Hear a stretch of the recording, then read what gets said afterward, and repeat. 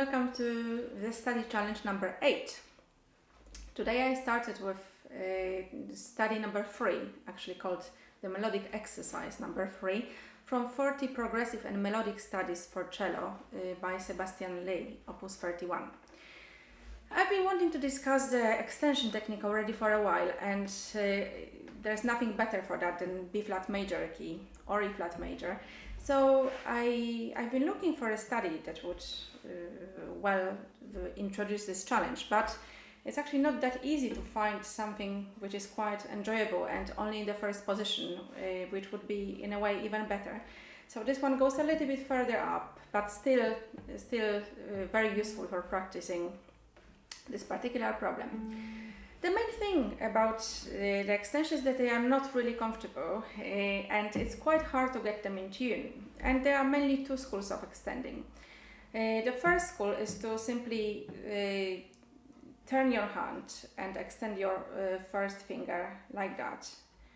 And the trouble with this technique is that if you look at the shape of the hand, what happens is that if it starts like that, quite sort of square shaped and evenly distributed, when you just turn your hand to extend, everything changes shape, everything changes position a little bit, especially the second finger. So if you play on the D string,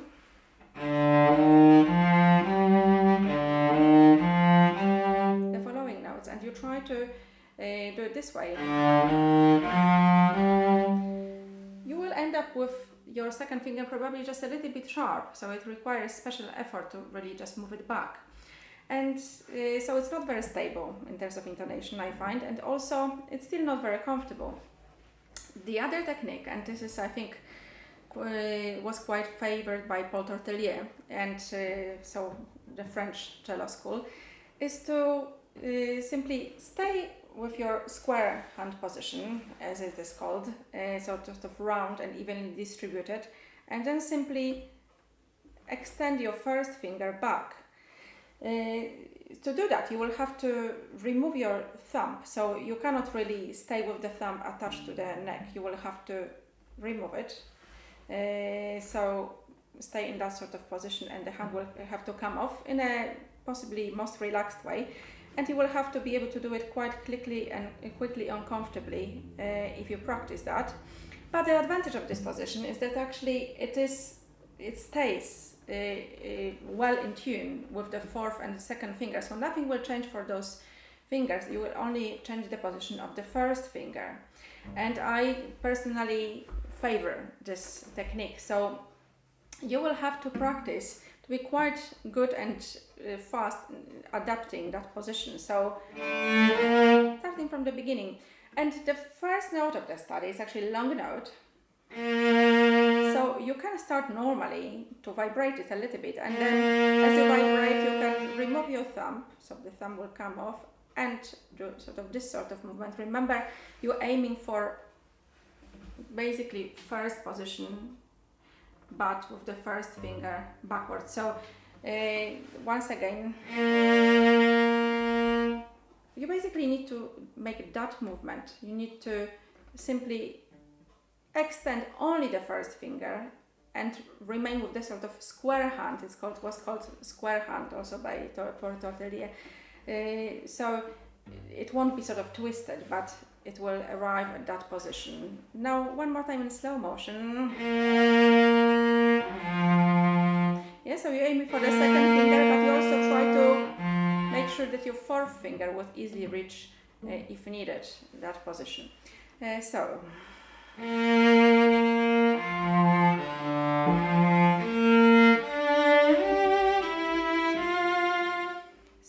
if I try to do it with the other technique, I personally don't find it any easier. I don't find it any more comfortable, but I think it's slightly less reliable in terms of intonation. So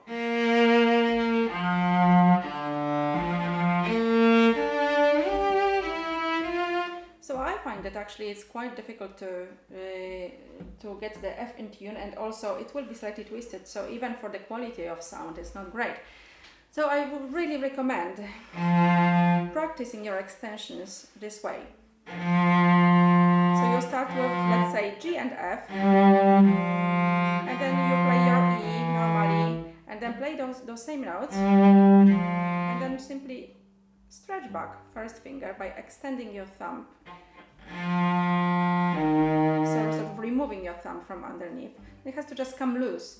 Don't think about it too much, just as long as you accept that it has to leave the fingerboard from, the neck of the cello. So,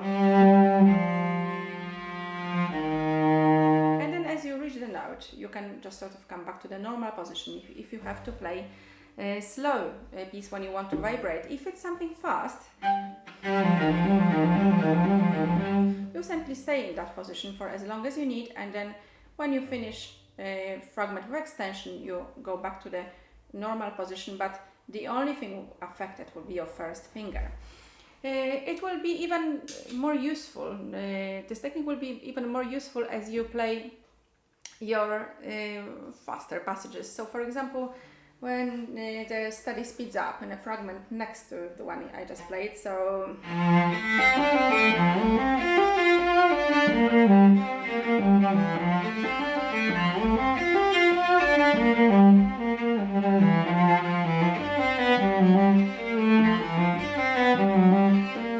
whenever you have that B flat, I find it quite safe to simply lean on my fourth and second finger, but simply stretch the first finger back.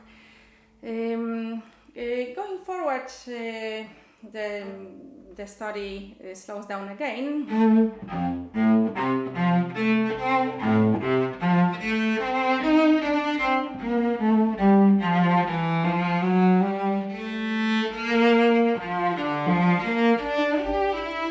And the theme comes back again.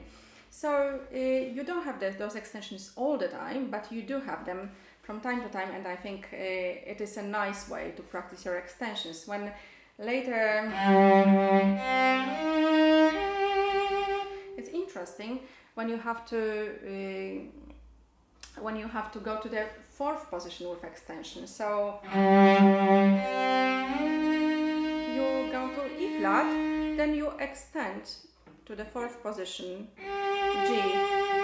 But you do it in the same way as you did in the first position. So rather than twisting, do try to sort of let your thumb come off and come round like that. Once you have learned it, actually it's quite comfortable. So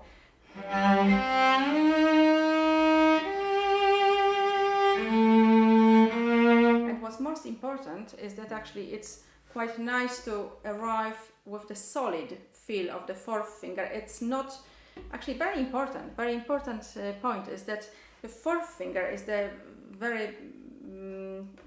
one that really gains confidence in that position, because if you turn your hand for the sort of the other type of extension, you will find that fourth finger that is already quite short and weak gets even shorter and weaker, whereas in that sort of square position you simply use the normal position, so it will be a lot stronger than playing like that.